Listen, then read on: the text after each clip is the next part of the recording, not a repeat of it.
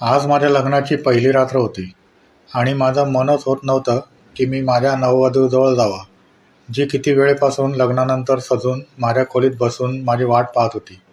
माझं वय 26 वर्षांचं होतं आणि या वयात प्रत्येक मुलाची इच्छा असते की त्याचं लग्न होऊन जावं आणि आज माझं लग्न झालं होतं. माझ्या घरात लग्नाचं फक्त एक छोटंसं फंक्शन ठेवलं होतं. झगमगत्या लाईट्सनी घर सजवलं होतं, ज्यामुळे हे जाणवत होतं की या घरात काहीतरी आनंदाचा कार्यक्रम चालू आहे. हे घर माझं नव्हतं, तर माझ्या मानलेल्या मावशीचं होतं. त्यांच्या पतीचं काही वर्षांपूर्वी निधन झालं होतं आणि माझ्या मावशी एकट्या होत्या. मीही एकटा होतो. म्हणून मावशीने मला सांगितलं, तू माझा मुलगा बनून राहा. माझा कोणताही मुलगा नाही. मावशी माझ्या आईची मैत्रीण होती आणि दोघेही सख्ख्या बहिणींसारख्या प्रेम करत होत्या. एकाच वाड्यात राहत होत्या. एकत्र खेळून आणि शिकून मोठ्या झाल्या होत्या आणि हा एकत्रितपणा त्यांच्या आयुष्याचा शेवटपर्यंत टिकला होता. माझ्या आईच्या जाण्याच्या नंतरही माझ्या आईची ही मैत्रीण मला खूप प्रेम करत होती आणि ती मला माझ्या सख्ख्या मावशीसारखी वाटत होती. त्यांनी सांगितलं, तू माझा मुलगा बनून माझ्या जवळ राहा. माझा कोणताही मुलगा नाही. मलाही एका घराची गरज होती आणि मावशीला आधाराची गरज होती. म्हणून मी बिनासंकोच त्यांच्या घरात राहायला आलो. मी गेल्या 3 वर्षापासून या घरात राहत होतो. येथे मावशी आणि त्यांची लहान मुलगी राहत होती. 3 वर्षांपूर्वी मावशीची मुलगी 12 वर्षांची होती आणि मी तिला लहान मुलांसारखं समजत होतो. पण ती 12 वर्षांची मुलगी आज 15 वर्षांची होऊन माझ्या नववधूच्या रूपात माझ्या खोलीत बसलेली होती. ती खोली जी मावशीने या घरात माझ्या नावाने ठेवली होती आणि मी 3 वर्षापासून या खोलीत राहत होतो. पण मी कधी विचार केला नव्हता की माझं लग्न माझ्या मानलेल्या मावशीच्या 15 वर्षाच्या मुलीसोबत होईल. ती आत खोलीत बसलेली होती आणि मी बाहेर हॉलमध्ये सोफ्यावर बसलेलो होतो. मावशी कदाचित झोपायला गेल्या होत्या आणि जे थोडेफार पाहुणे होते तेही घरी परतले होते. पण मी द्विधा मनस्थितीत होतो की खोलीत जाऊ की नाही. मला खूप वाईट वाटत होतं की मी एका 15 वर्षाच्या मुलीसोबत पती पत्नीचं नातं कसं निभावं. मला विचार करताच विचित्र वाटत होतं की मी त्या लहान मुलीसोबत, कारण ती जशी होती तशीच खूप कमी वयाची होती आणि लहान मुलगीच होती. मी फक्त माझ्या मावशीच्या सांगण्यावरून हे लग्न केलं होतं. हो, जर रागिनी थोडी मोठी असती, 15 ऐवजी 18 किंवा 20 वर्षांची असती, तर मग मी लग्नाच्या निर्णयाने आनंदी झालो असतो, कारण ती खूपच गोड मुलगी होती आणि मला तिच्यासोबत लग्न करण्यास कोणताही आक्षेप नव्हता. मला आक्षेप फक्त आणि फक्त रागिनीच्या कमी वयाच्या कारणाने होता. त्याशिवाय मला कोणताही संबंध नव्हता. पण मावशीने मला असे भावनिकपणे ब्लॅकमेल केलं की मी नकार देऊ शकलो नाही. मी मावशीला सांगितलं की मी आता रागिणीच्या सोबत फेरे घेईन, पण विदाई नंतर करा, जेव्हा ती मोठी होईल. तोपर्यंत मी माझ्या मित्राकडे दुबईला जाऊन काही कामधंदा करीन, काही पैसेही होतील. त्यानंतर तुम्ही विदाई करा, मला कोणताही आक्षेप नाही. पण मावशी म्हणाल्या, नाही, मला विदाई आजच करायची आहे. मला विदाईची गोष्ट समजली नाही. खरं तर आम्ही एकाच घरात राहत होतो. असं नव्हतं की या घरातून दुसऱ्या घरात रागिणीला विदा होऊन जायचं होतं. विदाईच्या आधी म्हणजे माझा अर्थ असा होता की जसा पती पत्नी एका नात्यात बनतात, एकमेकांचे होतात, ती सुरुवात आत्ता करायची नाही. जेव्हा रागिणी मोठी होईल तेव्हा करू, म्हणजे आत्तापासून 4-5 वर्षांनी. कारण मी इतक्या लहान मुलीसोबत लग्न करणं कायदेशीर गुन्हा समजत होतो आणि हे खरंच कायदेशीर गुन्हाच होतं. म्हणून शांततेत मावशीने माझं लग्न लावून दिलं. अन्यथा जर गोष्ट पोलिसांपर्यंत पोचली असती तर पोलीस आपल्या घरात आले असते, कारण या बाबतीत कायदा खूप कठोर झाला आहे. या लग्नामुळे मी बऱ्याच अंशी घाबरलेलो होतो. माझं भविष्यही लग्नामुळे खराब होऊ शकत होतं. जर कोणी पोलिसांमध्ये जाऊन तक्रार केली की मी एका कमी वयाच्या मुलीसोबत लग्न केलं आहे, तर निश्चितच मला शिक्षा होणारच होती. हे सर्व विचार करून आणि उदास होऊन सोफ्यावर बसलो होतो. इतक्यात माझ्या मावशीच्या खोलीचं दार उघडलं आणि त्या बाहेर आल्या. त्यांनी आश्चर्याने माझ्याकडे पाहून विचारलं, तू अजूनही तुझ्या नववधूजवळ गेला नाहीस? ती तुझी वाट पाहत आहे. मावशीच्या तोंडून हे ऐकून मला न जाणे का विचित्र वाटलं. मी माझ्या मनात प्रश्नाचं उत्तर शोधत होतो की मावशीला काय उत्तर देऊ. मी त्यांना काय सांगू की मी नववधूजवळ जाऊ इच्छित नाही, असं सांगून मी मावशीकडे पाहण्याचं टाळलं. जर ती खरंच नववधू बनण्याच्या योग्यतेची असती तर मला जाण्यात कोणताही आक्षेप नव्हता. पण ती तर एक लहान 15 वर्षांची मुलगी होती आणि तिचं वय तर खेळण्याचं होतं. मी सांगितलं, माझी तब्येत ठीक नाही. तर मावशी म्हणाल्या, कोणताही बहाणा नाही चालणार. तुला तुझ्या नववधूजवळ जावंच लागेल. मी मोठ्या आशेने माझ्या मुलीचं लग्न तुझ्यासोबत केलं आहे. आता असं करून तू माझ्या मुलीला धुतकारू शकत नाहीस. मावशीच्या बोलण्यावर मी हैराण झालो. हे धुतकारण्याचा प्रकार कुठून आलं? त्यांनी कदाचित माझं बोलणं समजून घेण्याचा प्रयत्न केला नव्हता. मजबुरीने मला तिथून उठावं लागलं आणि रागिणीच्या जवळ जावं लागलं. जसं मी खोलीचं दार उघडलं तसं पाहिलं की रागिणी पूर्ण नववधूच्या रूपात तयार होऊन डोकं झुकवून बसली होती. न जाणे का रागिणीला पाहून मला खूप दुःख झालं. ती लहान मुलगी होती आणि मावशीच्या हट्टामुळे आम्ही दोघेही या बेभरवशाच्या नात्यात अडकलेलो होतो. मी ठरवलं होतं की तिच्यासोबत काहीही चुकीचं करणार नाही. जेव्हा ती 18 वर्षांची होईल तेव्हाच तिच्यासोबत नातं जोडणार. मी तिच्या जवळ जाऊन उभा राहिलो, पण बसलो नाही. मी तिच्याशी काही बोललो नाही. ती डोकं झुकवून बसली होती. ती इतकी सुंदर दिसत होती की तिच्या सौंदर्याचं वर्णन मी शब्दात करू शकत नव्हतं. तिचं वय 15 वर्ष होतं, पण तिचा मेकअप असा केला गेला होता की ती तिच्या वयापेक्षा मोठी वाटत होती. पण मेकअपमुळे काय होतं, ती तर खूपच लहान होती आणि मी तिच्यासोबत कसं नातं जोडू शकलो असतो. मी शांतपणे उशी उचलली आणि समोरच्या सोफ्यावर जाऊन झोपलो. तिने आश्चर्याने माझ्याकडे पाहिलं. मग थोड्या वेळानंतर बोलली, आपण बेडवरच झोपा. सोफा खूप लहान आहे आणि आपण चांगलेच उंच आहात. आपल्याला झोपायला त्रास होईल.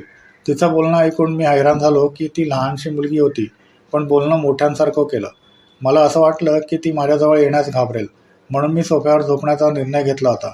पण जेव्हा तीच म्हणत होती की तिला कोणताही धोका नाही, तेव्हा मी उशी परत जागेवर ठेवली आणि डोळे बंद करून झोपलो. माझे डोळे बंद होते, पण माझं मन जागं होतं. मला जाणवलं की रागिणी अजूनही बसली आहे. ती माझी वाट पाहत बसली होती का? मी डोळे उघडून तिच्याकडे पाहिलं. ती मला पाहत होती. मग मी तिला सांगितलं की तू हे जड कपडे बदलून काही आरामदायक कपडे घालून झोपून जा. मला झोप येत आहे. पण मला का असं वाटलं की ती माझं बोलणं ऐकून रुसली होती. खरं तर माझं बोलणं ऐकून तिला आनंदी व्हायला हवं होतं. माझ्या मते तिला या नात्याबद्दल काही माहिती नव्हती. ती इतकी लहान होती. मग थोड्या वेळानंतर तिने कपडे बदलले आणि माझ्या बाजूला झोपली. मग मी उठून लाईट बंद केली. पण झोपताना मला का जाणवलं की ती वारंवार सरकून झोपेत माझ्या बाजूला येत आहे. मी वारंवार तिला परत तिच्या जागेवर आरामात ढकलून देत होतो, पण ती परत सरकून माझ्याजवळ येत होती. ती कदाचित झोपेत होती आणि तिला झोपेत इकडे तिकडे लोळायची सवय होती. ती झोपेत हे करत होती, पण मी जागा होतो. फक्त मीच नाही जागा होतो, तिच्या या वर्तनाने माझ्या भावनाही जागृत होत होत्या. एकदा तर ती इतकी जवळ आली की माझ्या हृदयाची धडधड वाढली. माझ्या श्वासांचा वेग वाढला. माझ्यासमोर एक मुलगी होती. ती माझी पत्नी होती आणि माझा तिच्यावर पूर्ण हक्क होता. पण इतक्या लहान मुलीसोबत मी कसं नातं जोडू शकलो असतो? आणि हे कायदेशीर गुन्हाही होतं. उद्या पोलिसांना या लग्नाची माहिती मिळाली तर रागिणीच्या वैद्यकीय तपासणीनंतर मला शिक्षा होणार. कारण हे सिद्ध झालं असतं की मी फक्त तिच्यासोबत लग्नच नाही केलं, तर पती पत्नीचं नातेही कायम केलं आहे. आणि मी बरोबर विचार करत होतो. म्हणून मी हे समजलं की तिला दूर ठेवणं चांगलं आहे. म्हणून मी रागिणीला स्वतःपासून दूर केलं आणि दुसरीकडे वळून घेतलं. संपूर्ण रात्र मी बेचैनच राहिलो. मला झोप उशिरा लागली. सकाळी जेव्हा मी उठलो तर मी पाहिलं की रागिणी अजूनही झोपली आहे. मी आरामात उठलो आणि घराबाहेर पडलो. संपूर्ण दिवस बेचैन राहिलो. मी नोकरीच्या शोधात होतो की लवकरच मला कोणती तरी नोकरी मिळेल.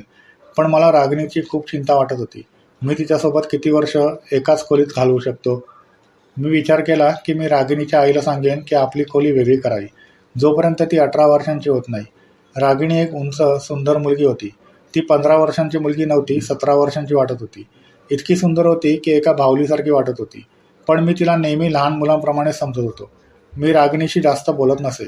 मी 3 वर्षांपासून या घरात असं राहिलो की जणू मी या घरात नव्हतोच.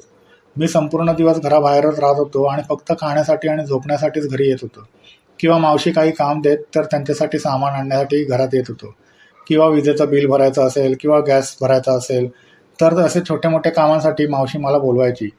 मी तेव्हा घरात यायचो. मी अनावश्यक घरात बसणाऱ्या मुलांपैकी नव्हतो. नोकरीच्या शोधात मी घराबाहेर पडायचो. मला नोकरी मिळत नव्हती, पण काहीतरी काम करायचो जेणेकरून काही पैसे मिळतील. मावशीच्या घरी माझं आयुष्य खूप आरामात चाललं होतं. पण एके दिवशी मावशीने मला एक अशी मागणी केली जी मी कधी विचारही केला नव्हता. मावशीची तब्येत थोडी खराब झाली होती, म्हणून त्यांनी मला बोलावलं आणि सांगितलं, माझ्या आयुष्याचं काही खरं नाही. मी इच्छिते की तू माझ्या मुलीशी लग्न कर.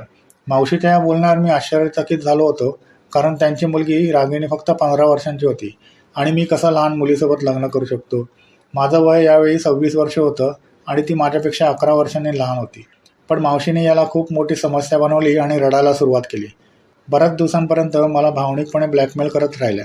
नकार देऊनही मला वाईट वाटत होतं, कारण मी 3 वर्ष मावशीच्या घरी राहत होतो, खाणं पिणं करत होतो आणि मला राहण्यासाठी छप्पर मिळालं होतं. इथे कोणतीही अडचण नव्हती. जे पैसे मी थोडेफार ऑनलाईन कामामुळे कमवतो आणि शिकवण्यांमुळे कमवतो ते पैसे मी सुरक्षित ठेवायचो, जेणेकरून जास्त पैसे जमा होतील तर मी माझा काहीतरी व्यवसाय सुरू करेन. मी ह्याच प्रयत्नात होतो की काहीतरी व्यवसाय सुरू करू आणि त्यानंतर माझं स्वतःचं छोटं घर घेईन. नसेल तर भाड्याचं घर घेईन, पण माझं राहण्याचं व्यवस्थापन करेन. पण मी इतक्या लवकर खर्च करू शकत नव्हतो. मी तर खाण्यापिण्यासाठी पण खर्च करत नव्हतो. खाणंपिणंसुद्धा माझ्या मावशीवर होतं. माझ्या खाण्यापिण्याचा खर्च निघेल इतका मी कमवतो, पण मी ते पैसेसुद्धा सांभाळून ठेवत होतो. ही माझी मावशीच होती जिने मला आधार दिला आणि मला प्रेमाने आपल्याजवळ ठेवलं. पण आता मावशीने माझ्यासमोर एक अशी गोष्ट ठेवली होती ज्याला मी स्वीकार करू शकत नव्हतो, ना नकार देऊ शकत होतो. मावशीचे माझ्यावर इतके उपकार होते की मी त्यांना नकार देऊ शकत नव्हतो. पण हे प्रकरण इतकं नाजूक होतं की मी होकारही देऊ शकत नव्हतो. जर मी नकार दिला असता तर नक्कीच मावशीचं मन तुटलं असतं. आधीच त्या मोठ्या आजाराशी लढत होत्या. त्यांच्या हृदयाचा प्रॉब्लेम झाला होता. डॉक्टरांनी त्यांना कोणताही धक्का देण्यास मनाई केली होती आणि मी त्यांना कोणताही धक्का देऊ इच्छित नव्हतो. जर माझ्यामुळे मावशीला काही झालं असतं तर मी आयुष्यभर स्वतःला माफ करू शकलो नसतो. दुसरं म्हणजे माझ्या या निर्णयामुळे मावशीचं मन दुखू शकत होतं. त्या मला या घरातून काढूनही टाकू शकत होत्या किंवा कदाचित मला त्यांच्या घरी ठेवूनही घेतलं तरी पण मी त्यांच्याशी नजर मिळवण्यास पात्र राहिलो नसतो. खूप विचार केल्यानंतर मी त्यांच्या मुलीशी लग्न करण्याची गोष्ट मान्य केली. पण माझी अट होती की विदाई 4-5 वर्षानंतर केली जावी. पण मावशीची गोष्ट ऐकून मला धक्का बसला. त्यांनी सांगितलं की त्यांना विदाईसुद्धा सोबतच करायची आहे. मी म्हणालो की अशी कोणतीही अडचण आलेली नाही की लवकर विदाई करावी लागेल. मी कुठे पळून जात नाही आणि देवाच्या कृपाने तुम्ही आता अगदी ठीक आहात. तुम्हाला काही होणार नाही. मावशी म्हणाल्या, उद्या तुला कुठली तरी दुसरी मुलगी आवडेल आणि तू माझ्या मुलीला सोडून दुसऱ्या मुलीच्या मागे लागशील. कारण आता तूही तरुण आहेस. कोणतीही मुलगी तुला आपल्या प्रेमाच्या जाळ्यात अडकवू शकते आणि मग माझ्या मुलीचं आयुष्य बरबाद होईल. तू विचार करशील की एक लग्नस्तर आहे. तुमच्यात पती पत्नीचं नातं नाही आहे, ना मूलबाळ आहे जो तुम्हाला बांधून ठेवेल. हे नातं तोडणं तुझ्यासाठी सोपं होईल. म्हणून मी इच्छिते की तुमची विदाईही होऊन जावी आणि तुम्ही दोघे पती पत्नीप्रमाणे राहायला लागा. मावशीने तर सगळ्याच बाजूने माझा मार्ग बंद करून टाकला होता. त्यांची गोष्टही आपल्या जागी योग्य होती. खरं तर त्यांची भीतीही योग्य होती. कारण प्रत्येक आईला भीती असते की तिच्या मुलीचं भविष्य कसं होईल. आणि रागिणी लहान होती आणि कदाचित मी कोणाच्या प्रेमात अडकून कोणाशी लग्न करू शकतो. कारण मला रोज कामाच्या निमित्ताने मुलींचा सामना करावा लागतो. ऑनलाईनही माझ्या खूप स्टुडंट मुली होत्या ज्यांच्याशी माझी चांगली मैत्री होती. कदाचित त्यांच्यातली एखादी मला आवडू शकते आणि माझं मन बदलू शकतं. खूप विचार केल्यानंतर मी रागिणीशी लग्न करायला होकार दिला आणि विदाईसाठीही तयार झालो. कारण माझ्याकडे सध्या राहण्याचं कोणतंही ठिकाण नव्हतं. जे पैसे मी जमा केले होते ते घर घेण्यासाठी पुरेसे नव्हते आणि जर घर घेतलं तरी खाणं पिणं कुठून आणणार. सगळ्या गोष्टींचा विचार करून मी रागिणीशी लग्न करण्यातच भलं समजलं आणि ह्यालाच आपले नशीब मानून घेतलं. विचार केला की काही वर्ष थांबतो. ती मोठी होईल त्यानंतरच मी तिच्यासोबत कोणतंही नातं ठेवेन. सगळं व्यवस्थित झालं तर आयुष्य चांगलं जाईल रागिणीसोबत. किंवा असंही होऊ शकतं की मोठी झाल्यावर रागिणीचं मन बदलू शकेल आणि ती स्वतः लग्नासाठी नकार देईल कारण मी तिच्यापेक्षा 11 वर्ष मोठा होतो. जर तिने असं केलं तर माझ्यासाठी हे सोपं होईल आणि माझा मार्ग मोकळा होईल. पण रागिणीच्या वर्तनामुळे मला वेगळंच कळत होतं. ती इतकी लहान नव्हती जितकी लहान मी तिला समजत होतो. मी जाणवलं की ती बहाण्याने माझ्याजवळ येण्याचा प्रयत्न करत होती. मग मला वाटलं की कदाचित मावशीने तिला हे शिकवलं असावं की कुठल्या तरी प्रकारे तिने माझ्यासोबत पती पत्नीचं नातं बनवून घ्यायचं, जेणेकरून लवकरच रागिणी गरोदर होईल आणि आम्ही दोघं एक मजबूत दोराने बांधले जाऊ. मला मावशीच्या या विचारांवर दुःख होत होतं. त्यांना त्यांच्या मुलीच्या आरोग्याची चिंता नव्हती, फक्त तिचं भविष्य सुरक्षित करायचं होतं. मी काही पळून तर जात नव्हतो. पण काही काळानंतर माझा हा विचारही चुकीचा ठरला की मावशीने तिला शिकवलं आहे. मी समजलो की रागिणी तर स्वतः अशा प्रकारची आहे की तिचं मन वेळापेक्षा मोठं झालं आहे.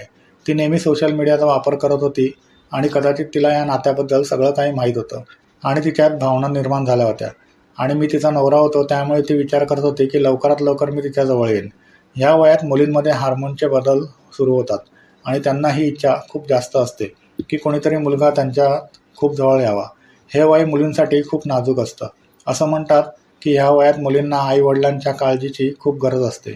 जर अशा वेळी त्यांच्याकडे लक्ष दिलं नाही तर त्या चुकीच्या मार्गावर जाऊ शकतात. रागिणीही त्या वयातून जात होती. तिच्या आत बदलणारे हॉर्मोन्स तिला त्रास देत होते. कदाचित रागिणीला ही इच्छा होती की मी तिच्याजवळ जाऊन एक नातं कायम करावं आणि म्हणून ती बिनधास्त माझ्यासमोर येत होती. रात्री आम्ही एका बेडवर झोपत होतो तर ती माझ्याजवळ येत होती, चांगली तयार होऊन, आणि मला तिच्या बाजूला ओढण्याचा प्रयत्न करत होती. ती अजून फक्त 10वीत होती. मी तिला शाळेत सोडायला जात होतो तर ती माझ्या बाईकवर माझ्याजवळ बसण्याचा प्रयत्न करत होती. मी तिला म्हणायचो, मागे हटून बस. ती काही वेळासाठी मागे बसायची आणि मग पुन्हा माझ्याजवळ येत होती. माझ्या हृदयाची धडधड वाढायची, पण मी स्वतःवर कंट्रोल करायचो. तिच्या वर्तनामुळे मला राग येऊ लागला. मी घाबरलो होतो की कुठे पकडला जाईन. हे कायदेशीर गुन्हा आहे आणि जर कुणी माझी तक्रार केली तर मी जेलमध्ये जाऊ शकतो. काही दिवसांपासून मी पाहिलं की रागिणीची मानसिक स्थिती दिवसेंदिवस खराब होत होती. तिला या गोष्टीची चिंता होती की मी तिच्याजवळ का जात नाही. पण एके दिवशी माझा संयम संपला जेव्हा तिने स्वतःहून माझ्या खूप जवळ येण्याचा प्रयत्न केला. कदाचित तिला स्वतःवर नियंत्रण राहिलं नव्हतं आणि ती माझ्या छातीशी लागली. माझ्या शरीरातही जणू आग लागली होती. पण मला रागिणीचं हे वर्तन अजिबात आवडलं नाही. रागाच्या भरात मी तिला ढकलून दिलं तर ती रडू लागली. ती म्हणाली, मी तुमची पत्नी आहे, तुम्ही माझ्यापासून दूर का राहता? मी तिला सांगितलं, पहिले आपलं वय बघ, मग अशा गोष्टी बोल. रागाच्या भरात माझं डोकं खराब झालं होतं. मी तिला खूप जास्त ओरडलो आणि वाईट बोललो आणि घर सोडून निघून गेलो. 2 दिवस घराबाहेरच होतो आणि माझा मोबाईलही बंद केला.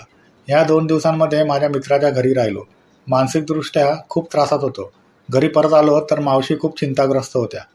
त्यांनी सांगितलं, मला माहीत होतं तू माझ्या मुलीला सोडून निघून जाशील. मला तीच भीती होती. मी पाहिलं की रागिणीचा रंग पिवळा पडलेला आहे आणि तिची तब्येतही ठीक नाही आहे. ती कदाचित माझ्या घर सोडून जाण्यामुळे खूपच त्रस्त होती. मला पहिल्यांदाच माझी चूक जाणवली. मी मावशीला खोटं सांगितलं की मी 2 दिवसांसाठी शहराबाहेर गेलो होतो.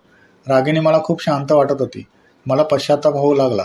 मी तिच्याशी असं नाही वागलं पाहिजे होतं. ती अजून लहान आहे आणि एका नाजूक वयातून जात आहे. तिला अजून प्रेमाने समजावं लागेल, रागाने नाही.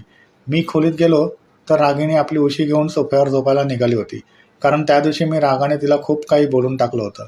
त्या दिवशी मी रागाने हे सुद्धा म्हणालो होतो की तू आजपासून माझ्यासोबत बेडवर झोपणार नाहीस, नाहीतर मी खोलीच्या बाहेर जाईन. मला माझं ते वाक्य आठवलं तर मी रागिणीला आवाज दिला. माझ्या आवाज देण्यावर ती अचानक घाबरली आणि म्हणाली, प्लीज खोलीच्या बाहेर जाऊ नका, मी सोफ्यावरच झोपत जाईन. तिचं हे बोलणं ऐकून मी लाधेरवाण झालो. मी गहिरा श्वास घेतला आणि रागिणीच्या जवळ गेलो. तिचा हात धरून तिला बेडवर बसवलं. आय एम सॉरी, मी रागाने तुझ्यासोबत खूप चुकीचं बोलून गेलो. माझ्या थोड्याशा नरम वागण्याने ती रडायला लागली आणि रडत रडत माझ्या जवळ आली. मला तिला दूर करण्याची इच्छा होत नव्हती, उलट तिला अधिक जवळ घेतलं. ती रडत होती आणि म्हणाली, मला माहीत आहे की तुम्हाला मी खूप वाईट वाटते. मम्मीच्या जबरदस्तीने तुम्ही माझ्याशी लग्न केलं. तिचं हे बोलणं ऐकून मी तिचा चेहरा उचलून वर केला आणि म्हटलं, तू मला वाईट नाही वाटत, उलट तू मला चांगली वाटायला लागली आहेस. आता तुझ्यापासून दूर राहणं मला अवघड होऊ लागलं आहे. पण मी तुझ्या जवळ येऊ शकत नाही कारण तू अजून लहान आहेस. मला तुला एवढ्या लहान वयात कोणत्याही संकटात टाकायचं नाही आहे. आज मी तिला माझ्या मनातील सगळ्या गोष्टी सांगितल्या. मला वाटलं हे ऐकून तिला शांत वाटेल. पण ती अजून अधिक त्रस्त झाली आणि कुठल्या तरी गहन विचारात बुडाली. काही काळ पुढे गेला आणि रागिणीचं पोट फुगू लागलं. तिचा रंगही पिवळा पडू लागला. मावशीही त्या दिवसात खूप शांत आणि खूप आजारी होती. मी मावशीला रागिणीच्या तब्येतीबद्दल सांगितलं की तिला डॉक्टरांकडे घेऊन जा. तर मावशी म्हणाली, मी तिला डॉक्टरांकडे नेलं होतं, तिला औषधं देत आहे, ठीक होईल.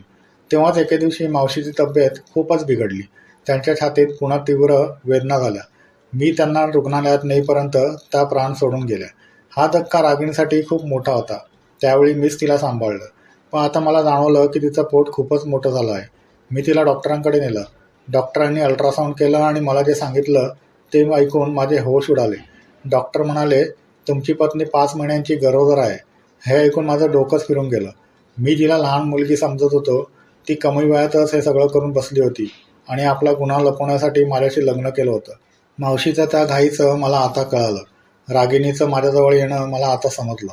माझं मन थक्क झालं होतं. इतक्या कमी वयात रागिणीने हे सगळं कसं केलं असावं. डॉक्टर म्हणाली, तुमची पत्नी खूपच कमी वयाची आहे.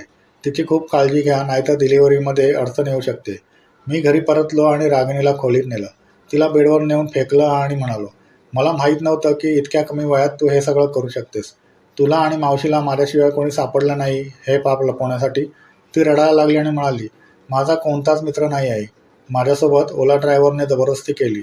असं म्हणून ती रडत होती आणि म्हणाली, मम्मीने मला डॉक्टरांकडे नेलं होतं, पण डॉक्टरने अबॉर्शन करायला नकार दिला कारण मी खूपच कमी वयाची आहे आणि यातून जाऊ शकत नाही.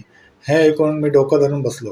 रागिणी म्हणाली, मला घटस्फोट देऊ नका, बिनधास्त दुसरं लग्न करा, पण मला एकटी सोडू नका.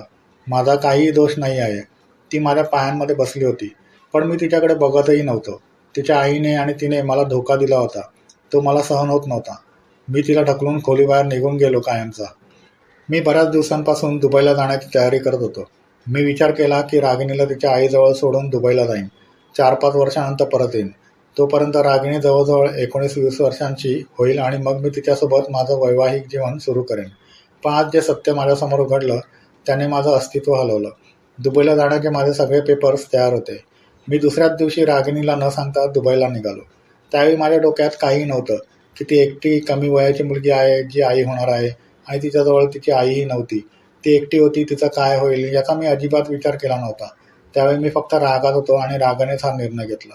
मी तिला सोडून दुबईला आलो आणि कामाच्या शोधात लागलो. काही महिन्यांनी मला एक चांगली नोकरी मिळाली आणि मी माझ्या आयुष्यात व्यस्त झालो. मला माहीत नव्हतं माझ्या पाठीमागे रागिणीचं काय झालं, पण जे काही मी केलं ते कदाचित चुकीचं केलं होतं. त्यामुळे मी बेचैन होऊ लागलो. मी रात्री उठून बसायचो. रागिणीचा विचार मला त्रास देत होता आणि असेच दिवस जात राहिले आणि 2 वर्ष झाली. 2 वर्षानंतर मी भारतात परत आलो कारण माझं 2 वर्षाचं कंत्राट संपलं होतं. मला 2 महिन्यांची सुट्टी मिळाली होती.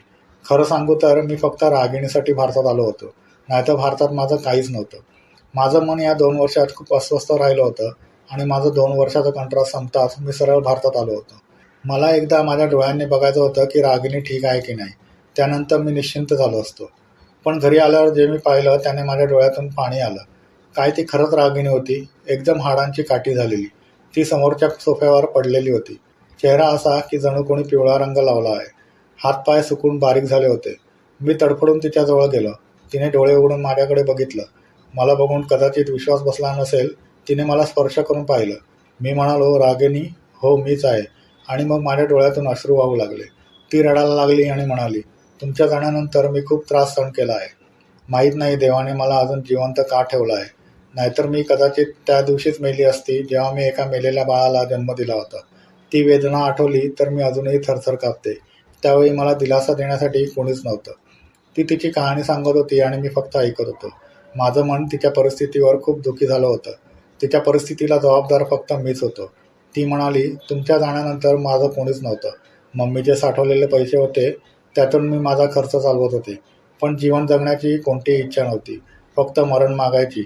मी तुम्हाला या गोष्टीसाठी दोषी ठरवत नाही, कारण तुमच्यासोबतही धोका झाला होता. पण कदाचित यामध्ये माझी काहीही चूक नव्हती. जे काही झालं ते माझ्यासोबत जबरदस्तीने झालं. मी तिला हातांमध्ये उचलून रुग्णालयात नेलं. तिचे सगळे तपासण्या झाल्यानंतर कळलं की तिला TB झाला आहे. मी तिला उपचार सुरू केला आणि नंतर तिला माझ्यासोबत दुबईला घेऊन गेलो आणि तिथेच तिचा पुढचा उपचार सुरू केला. पूर्ण 1 वर्ष लागलं तिला पूर्णपणे बरे होण्यासाठी. मी तिला हात जोडून माफी मागितली आणि म्हटलं, मला माफ कर. जे काही केलं मी रागानेच केलं. मला असं वागायला नको होतं. रागिणीचं मन खरंच खूप मोठं होतं. तिने मला माफ केलं. त्या दिवशी मी रागिणीला सच्च्या मनाने माझ्या मिठीत घेतलं आणि तिला माझी पत्नी म्हणून स्वीकारलं.